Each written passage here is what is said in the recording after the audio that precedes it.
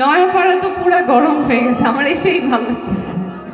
আমরা আমি জানি আপনারা অনেকক্ষণ ধরে অপেক্ষা করছেন। আমরা এইখান থেকে হেঁটে আসতে লাগবে 10 মিনিট, ওই জায়গায় ঘন্টা 1.5 ঘন্টা আগে পৌঁছাইছি, কিন্তু সবার সাথে ওখানে আরও মানুষ অপেক্ষা করছিলেন। তো ওনাদের সাথে একটু কথাবার্তা বলা, ওনাদের সাথে সালাম বিনিময় করা এবং কথাবার্তা বলতে বলতেই আস্তে আস্তে দেরি হয়ে গেল।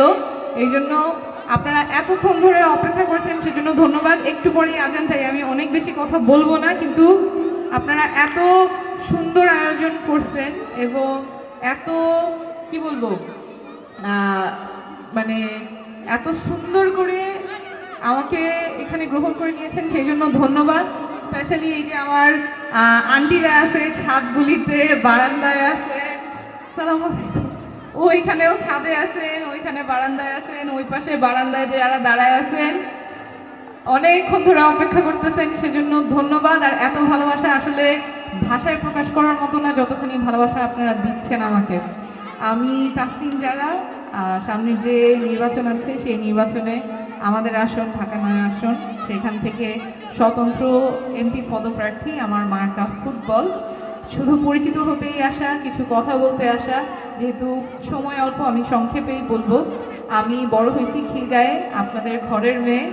আমি ডাক্তার, ঢাকা মেডিকেল কলেজ থেকে প্রায় 10 বছর আগে আমি ডাক্তারি পড়াশোনা করি। এরপরে আমি ডাক্তার হিসেবে কাজ করেছি, দেশে কাজ করেছি, বিদেশে কাজ করেছি। আমার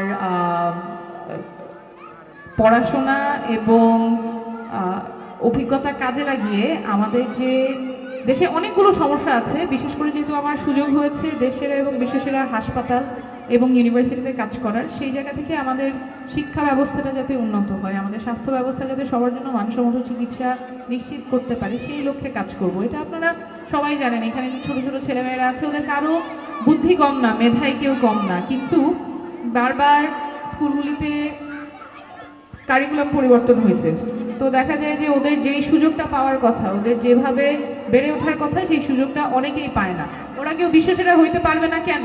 না পারার তো কোনো কারণ নাই, কিন্তু আমাদের তো সুযোগটা করে দিতে হবে। সেই জন্য আমাদের স্কুলগুলিতেই যাতে একেবারে আধুনিক পদ্ধতিগুলি ওরা শিখতে পারে, নিজের পায়ে নিজে দাঁড়াতে পারে, সেই দক্ষতা যাতে অর্জন করতে পারে, সেই জন্য কাজ করব। আপনারা জানেন আমাদের ঢাকা নয় অনেক গুরুত্বপূর্ণ এলাকা, লাখ লাখ মানুষ থাকে, কিন্তু হাসপাতাল কয়টা? একটা হাসপাতাল, মুগদা মেডিকেল হাসপাতাল। ওইখানে অনেক অব্যবস্থাপনা, এটাই বোধহয় আপা বলতে যাচ্ছিলেন, অনেক অব্যবস্থাপনা, এবং ওখানে ডাক্তারেরও সংকট, নার্সের সংকট, যারা স্বাস্থ্যকর্মী আছে সেটার সংকট, যন্ত্রপাতির সংকট। তো এত লাখ লাখ মানুষ এর একটা হাসপাতাল, সেখানেও এত সংকট। এই মশার সিজনে মশা হয়ে ভরে যায়, বাচ্চাগুলির ডেঙ্গু হয়, চিকুনগুনিয়া হয়, তখন আপনারা হাসপাতালে যান, হাসপাতালে কোথায় জায়গা পান? বিছানায় না ফ্লোরে? বাসায় ফ্লোরে ঘুমান, কিন্তু আমরা যখন অসুস্থ তখন আমাদের ঘুমাইতে হয় ফ্লোরে।